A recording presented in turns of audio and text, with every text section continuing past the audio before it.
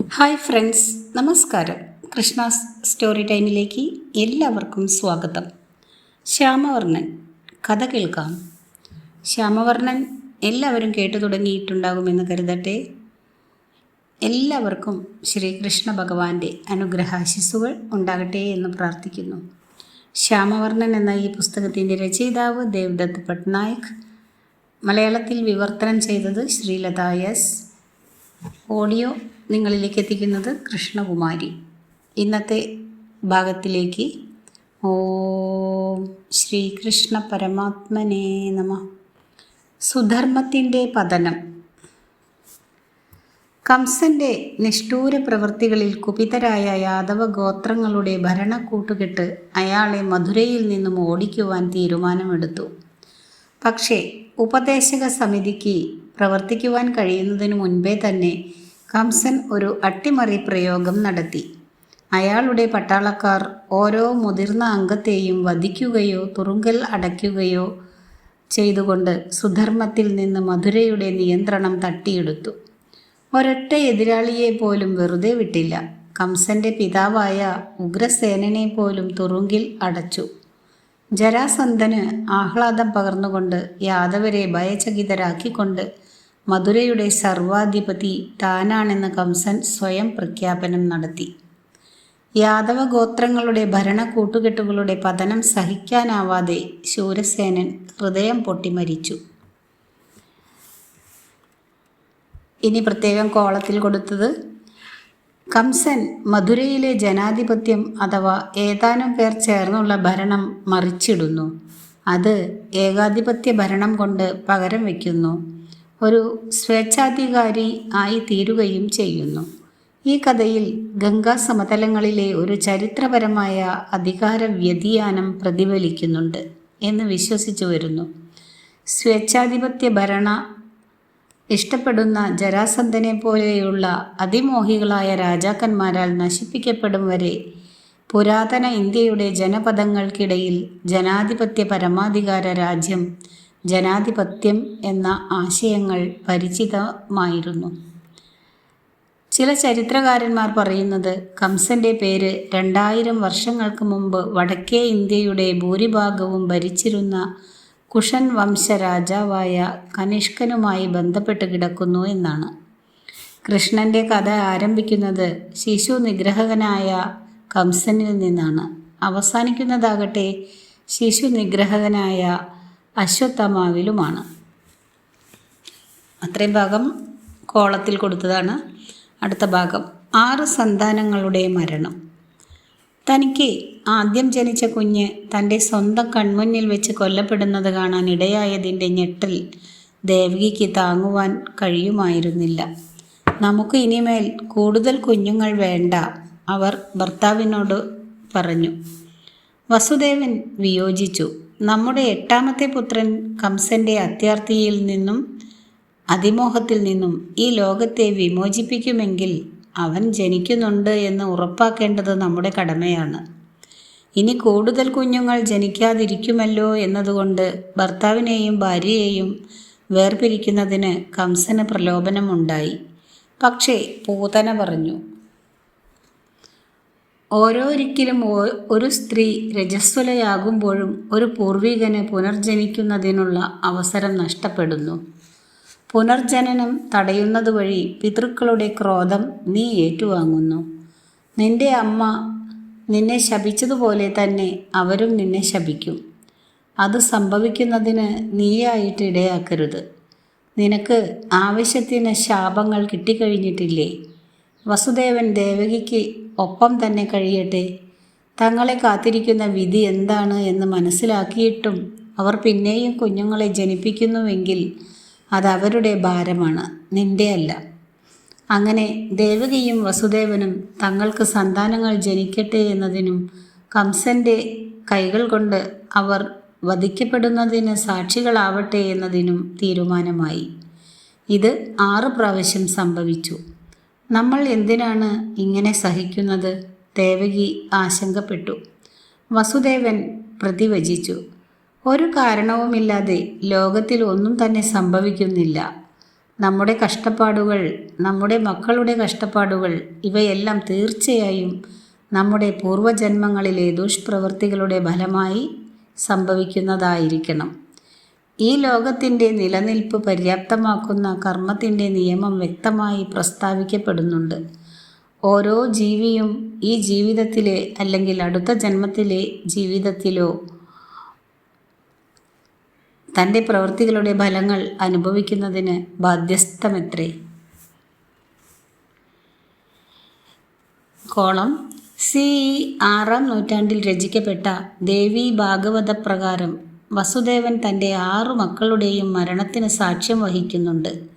കാരണം തൻ്റെ പൂർവജന്മത്തിൽ കശ്യപനായിരുന്നപ്പോൾ വരുണൻ്റെ പശുവിൻ്റെ പശുക്കുട്ടിയെ മോഷ്ടിച്ചിരുന്നു. അങ്ങനെ തൻ്റെ കുഞ്ഞിനെ നഷ്ടപ്പെടുന്നതിൻ്റെ വേദന പശു അനുഭവിക്കുന്നതിന് കാരണമായി ഭവിച്ചിരുന്നു.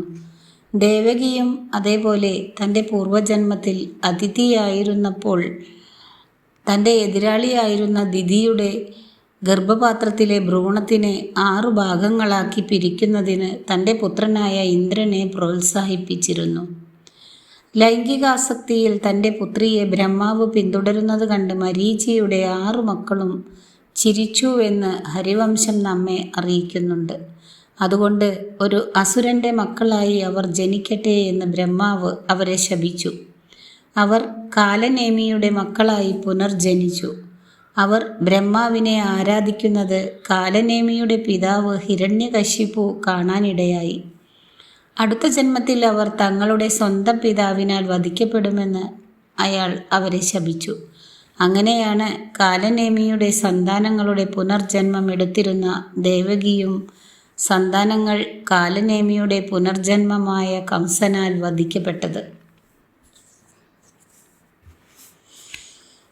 ജൈനമതക്കാരുടെ ഹരിവംശത്തിൽ കൃഷ്ണന് ജന്മം നൽകുന്നതിന് മുമ്പ് ദേവകി 6 മക്കൾക്ക് ജന്മം നൽകുന്നുണ്ട്.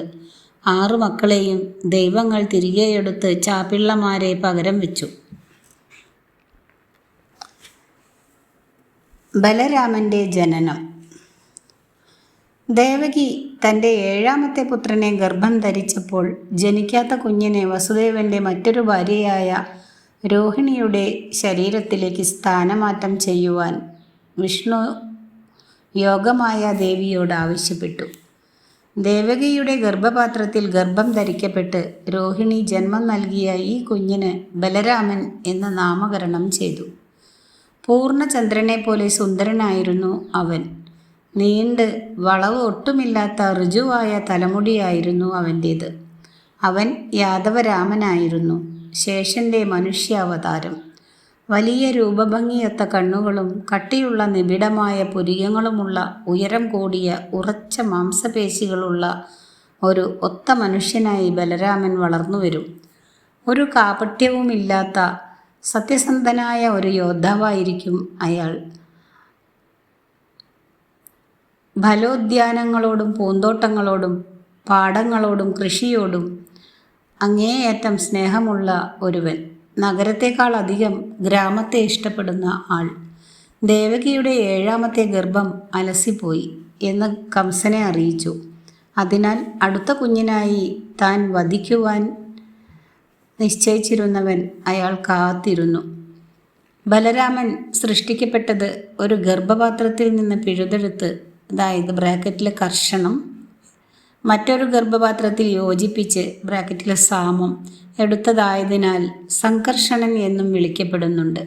ഒന്നിച്ചു ചേർക്കുന്ന ആൾ എന്നും സംകർഷണന് അർത്ഥമുണ്ട്. പക്ഷേ മിത്രഭാവമുള്ള കൃഷ്ണനെ പോലെയല്ലാതെ ബലരാമൻ ഒരു സന്യാസിയെപ്പോലുള്ള അന്തർമുഖനായതിൽ ഇത് വിപരീതാർത്ഥങ്ങളാണ്. ജൈനമത പുരാണേതിഹാസങ്ങളിൽ ഓരോ യുഗത്തിലും വ്യത്യസ്ത കാലങ്ങളിൽ ലോകം 9 ഹിംസാത്മകരായ ദൈവങ്ങൾക്ക് സാക്ഷ്യം വഹിക്കുന്നു. ഇവയിൽ ഓരോന്നും വസുദേവൻ എന്നറിയപ്പെടുന്നു. ഓരോന്നിനും ബലദേവൻ എന്നറിയപ്പെടുന്ന സമാധാനവാദിയായ ഒരു സഹോദരനും പ്രതിവാസുദേവൻ എന്നറിയപ്പെടുന്ന ഒരു ബദ്ധശത്രുവും ഉണ്ടായിരിക്കുകയും ചെയ്യും. ജരാസന്ധൻ കൃഷ്ണൻ്റെയും ബലരാമൻ്റെയും പ്രതി വാസുദേവനാണ്. രാവണൻ ലക്ഷ്മണൻ്റെയും രാമൻ്റെയും പ്രതി വാസുദേവനാണെന്നതുപോലെ ജൈനമത പുരാണേതിഹാസങ്ങളിൽ മഹാനായ ജൈനൻ ഗർഭം ധരിക്കപ്പെട്ടത് ഒരു ബ്രാഹ്മണ സ്ത്രീയുടെ ഗർഭപാത്രത്തിലാണ്. മാനിൻ്റെ മുഖമുള്ള ഒരു ദൈവം ഭ്രൂണത്തിലെ ഒരു ക്ഷത്രിയ സ്ത്രീയുടെ ഗർഭപാത്രത്തിലേക്ക് സ്ഥാനമാറ്റം ചെയ്യുന്നു. ഉദാഹരണത്തിന്, തീർത്ഥങ്കര മഹാവീരൻ ഗർഭം ധരിക്കപ്പെട്ടത് ദേവനന്ദയുടെ ഗർഭപാത്രത്തിലാണ്, പക്ഷേ ത്രിശാലയുടെ ഗർഭപാത്രത്തിൽ നിന്നാണ് ജനിച്ചത്. ബ്രാഹ്മണരിലും ക്ഷത്രിയരിലും വെച്ച് ക്ഷത്രിയരോട് വ്യക്തമായി അധിക പ്രതിപത്തി പുലർത്തിയിരുന്ന ജൈനമത സമൂഹത്തിൽ ബ്രാഹ്മണരുടെയും ക്ഷത്രിയരുടെയും ഇടയിൽ നിലനിന്നിരുന്ന മാനസിക സംഘർഷമാണ് ഈ കഥ വെളിപ്പെടുത്തുന്നത്. ലോകത്തിലെ പല പുരാണേതിഹാസങ്ങളിലും ഒരു മഹാനായ മനുഷ്യൻ്റെ ആഗമനം മുന്നേക്കൂട്ടി വിളിച്ചറിയിക്കുന്ന അഗ്രദൂതനായ പ്രായത്തിനു മുതിർന്ന ഒരു സഹോദരനോ ബന്ധുസഹോദരനോ ഉണ്ടാകും. യേശുക്രിസ്തുവിന് മുൻപായി സ്നാപക യോഹന്നാൻ്റെ ജനനം എന്നതുപോലെ കൃഷ്ണൻ്റെ അഗ്രദൂതനാണ് ബലരാമൻ, വിഷ്ണുവിൻ്റെ ജനനം വിളിച്ചറിയിക്കുന്ന ശേഷൻ.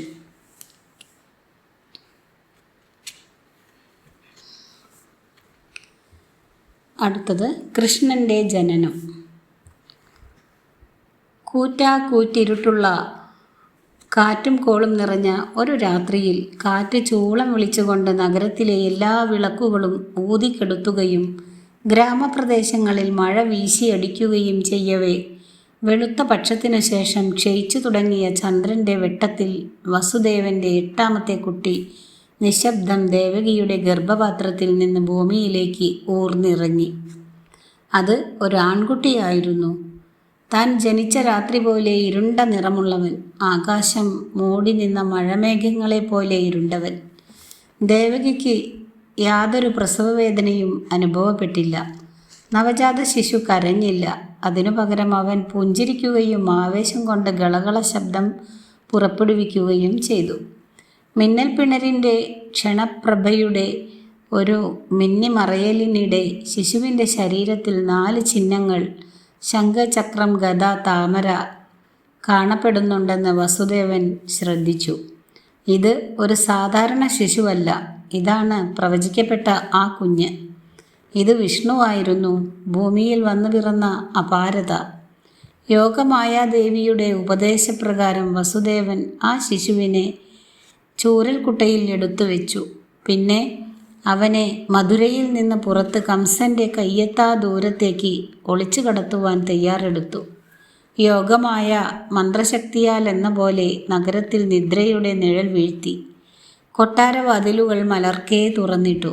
അപ്പോൾ പിതാവിനും പുത്രനും ആരുടെയും ശ്രദ്ധയിൽപ്പെടാതെ ഒളിച്ചു പോകാമല്ലോ. ദേവകി അവളുടെ നവജാത ശിശുവിന് കണ്ണീരോടെ യാത്രാമംഗളം നേർന്നു. അവനെ മുലയൂട്ടാൻ പോലും ഒരു അവസരം എനിക്ക് കിട്ടിയില്ലല്ലോ. വസുദേവൻ മകനുമൊത്ത് ഇരുട്ടിലേക്ക് നടന്നു നീങ്ങിയപ്പോൾ അവൾ വിലപിച്ചു. വിഷമിക്കരുത് ദേവകി, യോഗമായ അരുളി ചെയ്തു.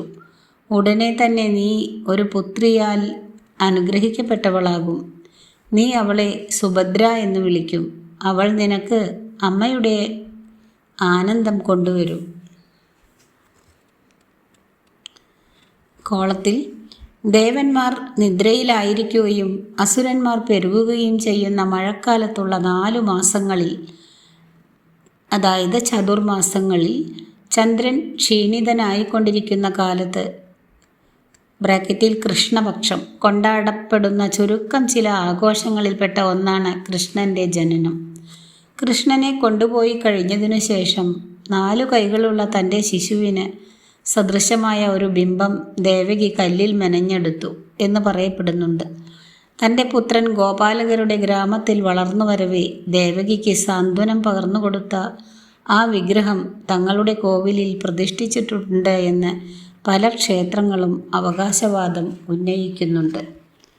പുരി ക്ഷേത്രത്തിൽ കൃഷ്ണൻ്റെ ജനനത്തിൻ്റെ സ്മരണ ഓരോ വർഷവും കൊണ്ടാടപ്പെടുന്ന രാത്രിയിൽ ദൈവമായ ജഗന്നാഥൻ ദേവകിയുടെ രൂപം കൈക്കൊള്ളുകയും പ്രസവവേദന അനുഭവിക്കുകയും ചെയ്യുന്നു. അപ്പോൾ പ്രസവവേദനയ്ക്ക് ആശ്വാസം ലഭിക്കുന്നതിനുള്ള ഔഷധങ്ങൾ ദേവകിയായി മാറിയ ദേവന് നൽകുകയും ചെയ്യുന്നു. യമുനയ്ക്ക് കുറുകെ. അടുത്ത ഹെഡിങ്. തൻ്റെ പുത്രനെ സഹോദരനൊപ്പം യമുനയുടെ അക്കരെയുള്ള ഗോപാലകരുടെ ഗ്രാമത്തിൽ കഴിഞ്ഞു വന്നിരുന്ന തൻ്റെ മറ്റൊരു ഭാര്യയായ രോഹിണിയെ ഏൽപ്പിച്ചിട്ട് പോരുന്നതിനാണ് വസുദേവർ ഉദ്ദേശിച്ചത്. അവിടെ കുഞ്ഞ് സുരക്ഷിതനായിരിക്കും. ഗ്രാമത്തിൽ എത്തപ്പെടണമെങ്കിൽ നദി മുറിച്ചു കടന്നേ മതിയാകുമായിരുന്നുള്ളൂ. പക്ഷേ നദിയിൽ ജലപ്രളയമായിരുന്നു. അപ്പോൾ വള്ളങ്ങളൊന്നും തന്നെ കാണാനും ഉണ്ടായിരുന്നില്ല. നിലയില്ലാ വെള്ളമുള്ള ഓജസ്വിയായ നദിക്ക് കുറുകെ സ്വയം നടന്നു നീങ്ങുകയല്ലാതെ വസുദേവന് മറ്റ് മാർഗമുണ്ടായിരുന്നില്ല. വസുദേവൻ വെള്ളത്തിലേക്ക് കാലെടുത്തു വെച്ചതും പിതാവിനെയും പുത്രനെയും മുക്കിക്കളയും എന്ന മട്ടിൽ ജലനിരപ്പ് ഉയരുവാൻ തുടങ്ങി. കുട്ടിയെ രക്ഷിക്കുന്നതിനായി വസുദേവൻ കുട്ട തൻ്റെ തലയ്ക്കുമീതെ ഉയർത്തിപ്പിടിച്ചു. യമുനാ നദീദേവി ദൈവത്തിൻ്റെ കാൽപാദത്തിൽ ഒന്ന് സ്പർശിക്കുവാൻ നിരാശയോടെ ശ്രമിച്ചതായിരുന്നു. ജലനിരപ്പ് അപകടകരമായ രീതിയിൽ ഉയരുന്നതിന് കാരണമായതെന്ന് അദ്ദേഹത്തിന് പക്ഷേ അറിവില്ലായിരുന്നുവല്ലോ. ഇത് സാധ്യമാകും വിധം കുഞ്ഞു കുട്ടയിൽ നിന്ന് തൻ്റെ പാദം താഴേക്ക് നീട്ടിവെച്ചു കൊടുത്തു. നവജാത ശിശുവിൻ്റെ പാദത്തിൽ സ്പർശിച്ച ശേഷം നദീജലം പിൻവാങ്ങി. അങ്ങനെ നദി മുറിച്ചു കടക്കുന്നത് വസുദേവന് എളുപ്പവുമായി. സർപ്പങ്ങളുടെ രാജാവായ വാസുകി ഭൂമിക്കടിയിലുള്ള തൻ്റെ രാജ്യത്ത് നിന്ന് ഉയർന്നു വന്നു. തൻ്റെ പത്തി കുട്ടയ്ക്ക് മീതെ വിരിച്ച് ദൈവത്തിനും ദൈവത്തിൻ്റെ ഭൂമിയിലെ പിതാവിനും മഴയിൽ നിന്ന് രക്ഷാസങ്കേതമൊരുക്കി.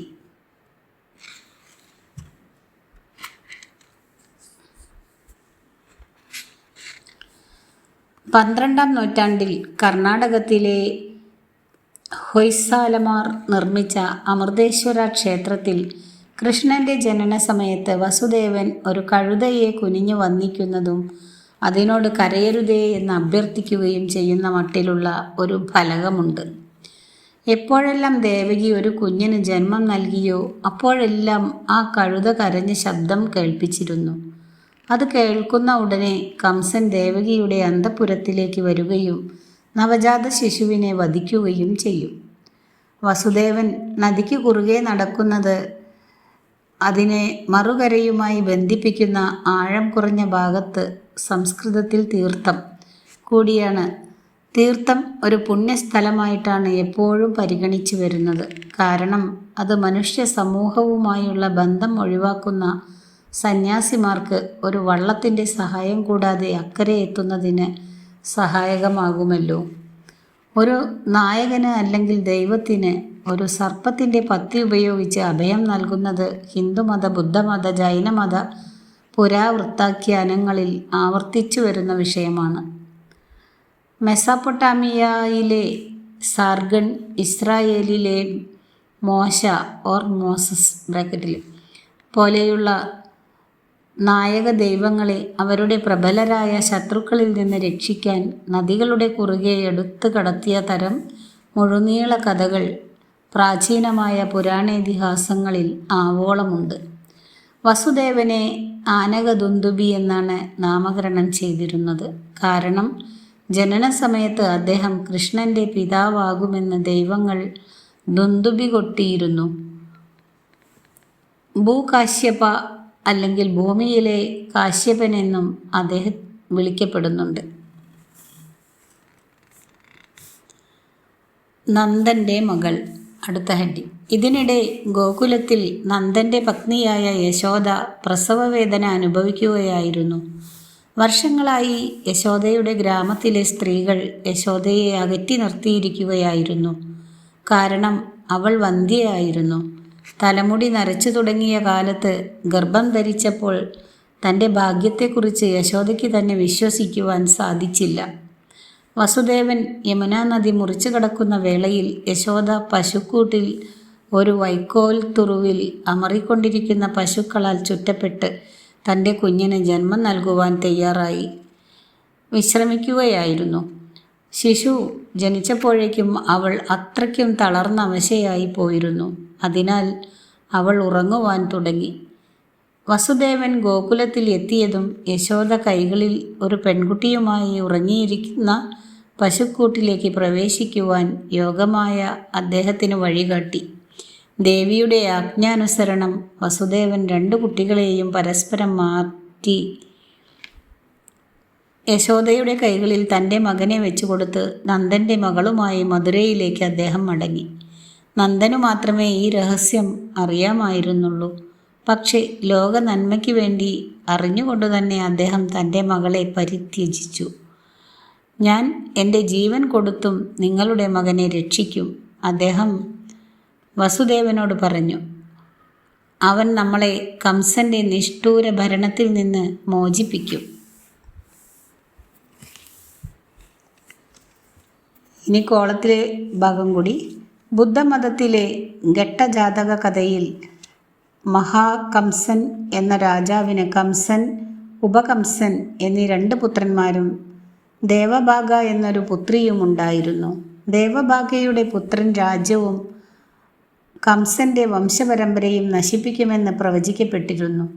പിതാവ് ഏറെ സ്നേഹിച്ചിരുന്ന തങ്ങളുടെ സഹോദരിയെ വധിക്കുവാൻ മനസ്സു വരാത്തതിനാലും അഥവാ അവർ അതു ചെയ്താൽ ഉണ്ടാകുവാൻ സാധ്യതയുള്ള പൊതുജനങ്ങളുടെ കോപവും മൂലം സഹോദരന്മാർ അവളെ ഒരു കോട്ടയിൽ പൂട്ടിയിട്ടു. ഉപകംസൻ്റെ സുഹൃത്ത് മഹാസാഗരൻ്റെ പുത്രനും സാഗരൻ്റെ സഹോദരനുമായ ഉപസാഗരൻ ദേവഭാഗയുമായി പ്രണയത്തിലാകുന്നു.